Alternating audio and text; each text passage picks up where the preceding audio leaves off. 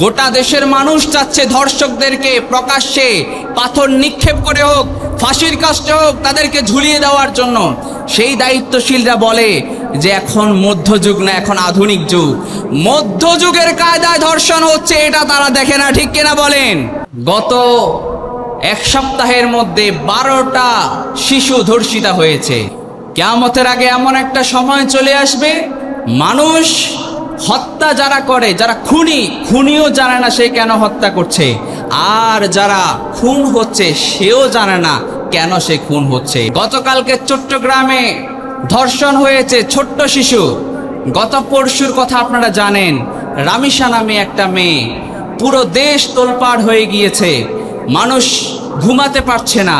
কি আজীব ব্যাপার, কি মানুষ, কি জামানায় আমরা চলে এসেছি। মানুষ কিভাবে এত হিংস্র, এত জন্তু জানোয়ার হায়নাররা এই কাজ করে না যা এখন মানুষ করছে, ঠিক কিনা বলেন? ছোট্ট 8 বছরের একটা বাচ্চা, মাসুম বাচ্চা, নাম তার রামিসা। সে বের হয়েছে, তাকে তার পাশের ফ্ল্যাট, পাশের ঘর, তার পাশের ঘরের লোকেরা তাকে ধর্ষণ করে তাকে এমনভাবে মেরেছে, তার শরীর থেকে গলা আলাদা করে দিয়েছে। নাউজুবিল্লাহ পড়েন।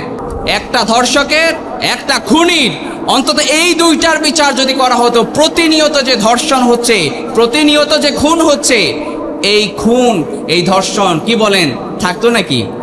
থাকতো না। এখন যারা ধর্ষক করে, যারা ধর্ষণ করে, যারা খুন করে, তারা জানে তারা 5-6 মাস পরে বের হয়ে যেতে পারবে। আর আমাদের দেশের আইন কানুন এত নোংরা, যেখানে দায় স্বীকার করে নিয়েছে। রামিসাকে যে হত্যা করেছে পাশের ফ্ল্যাটে, সেখানে পাওয়া গিয়েছে, সেখানে স্বামী স্ত্রী দুইজন দায় স্বীকার করে নিয়েছে।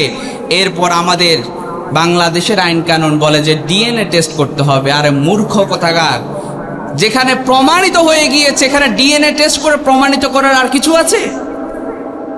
মানে এই আইন কানুন দেখলে, এইসব বিচার ব্যবস্থা দেখলে, বিচার ব্যবস্থায় থুতু নিক্ষেপ করতে মন চায়, ঠিক কিনা বলেন?